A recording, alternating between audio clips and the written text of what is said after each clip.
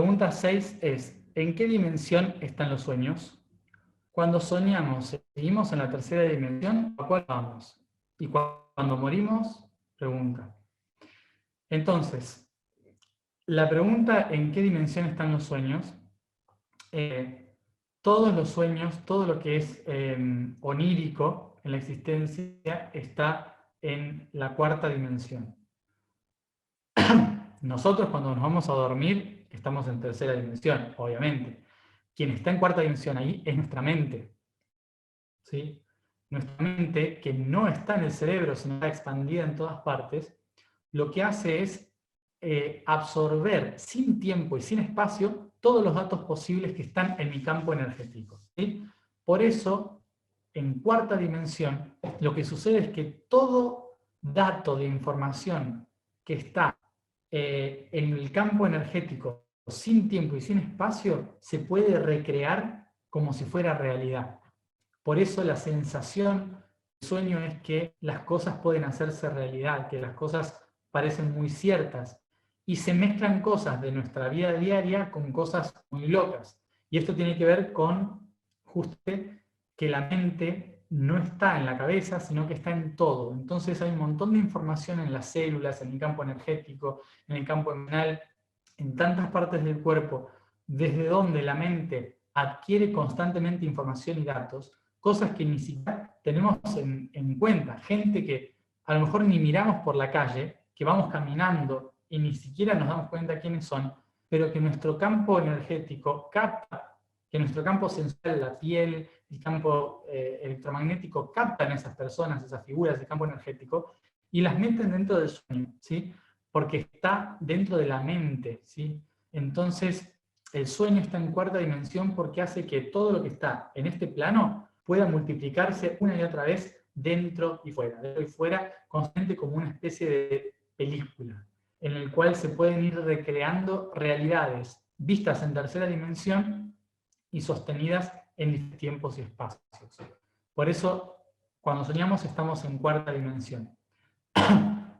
En cuarta dimensión hay un montón de seres que viven directamente en cuarta dimensión y que crean realidades, ¿sí?, distorsionadas a partir de las imágenes que hay en tercera dimensión. Por eso hay que quedarse cuando uno va a dormir, de tratar de cerrar su campo energético para que todas las informaciones que fluyan de nuestra mente no sean utilizadas por entidades que están en cuarta dimensión. ¿Cómo me protejo? Es muy simple y con práctica se va fortaleciendo. Es simplemente cuando me voy a acostar, respiración nasal, no por la boca, siempre nasal. Inspiro, sostengo, exhalo. Voy repitiendo esto hasta que me vaya a dormir, ¿sí? Pero mientras tanto, con la mente lo que voy a hacer es envolverme en un enorme huevo de los colores que yo quiera, pero voy a imaginarme un huevo, como si fuera una cáscara, en el que toda la información de mi mente se va a mover hacia la cuarta dimensión y nada que esté afuera puede dañarme adentro, ¿sí? Entonces es muy simple, pero bueno, con práctica después van a sentir todo el huevo alrededor envolviendo. Cuando morimos pasamos a cuarta dimensión. Obviamente, por eso todo lo que le pasa a una persona que se muere parece un sueño. La mejor manera de sentir físicamente lo que es morirse, y doy fe por eso, ha sido para mí la ayahuasca o la respiración holotrópica, ¿sí? Cuando se hace ese tipo de respiración en la que se hiperventila las sensaciones de que o estás naciendo o estás muriendo y empieza uno a tener visiones, la misma forma también se puede hacer con la planta de ayahuasca del Amazonas, en que la misma planta te lleva a ese estado, por eso mucha gente siente que se muere, y para mí es algo muy interesante de poder practicar al menos una vez en la vida, porque es morir en vida, ¿sí? Y lo que hace es ayudarte a practicar la muerte y a ver cómo es después, ¿sí?